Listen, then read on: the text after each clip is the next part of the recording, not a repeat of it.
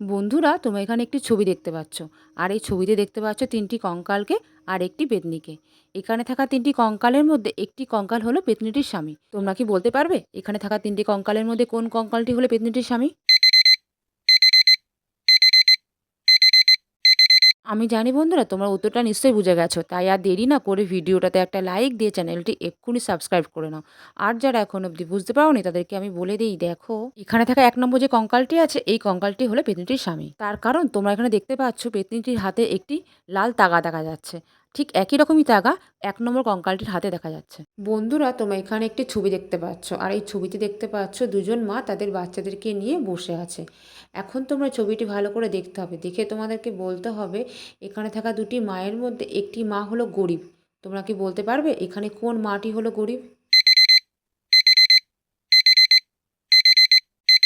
আমি জানি বন্ধুরা, তোমরা উত্তরটা নিশ্চয়ই বুঝে গেছো। তাই আর দেরি না করে ভিডিওটাতে একটা লাইক দিয়ে চ্যানেলটি এক্ষুনি সাবস্ক্রাইব করে নাও। আর যারা এখন অবধি বুঝতে পারোনি তাদেরকে আমি বলে দিই, দেখো এখানে যে ১ নম্বর মাটি আছে এই মাটি হলো গরিব। বন্ধুরা, তোমাদের মতে এখানে কোন মাটি গরিব সেটা অবশ্যই কমেন্টে জানিও। বন্ধুরা, তোমরা এখানে একটি ছবি দেখতে পাচ্ছ। আর এই ছবিতে দেখতে পাচ্ছ ৩ জন আর্টিস্টকে। এই ৩ জন আর্টিস্টের মধ্যে একজন আর্টিস্ট নয়।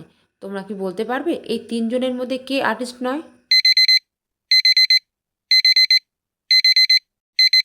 আমি জানি বন্ধুরা, তোমরা উত্তরটা নিশ্চয়ই বুঝে গেছো। তাই আর দেরি না করে ভিডিওটাতে একটা লাইক দিয়ে চ্যানেলটি এক্ষুনি সাবস্ক্রাইব করে নাও।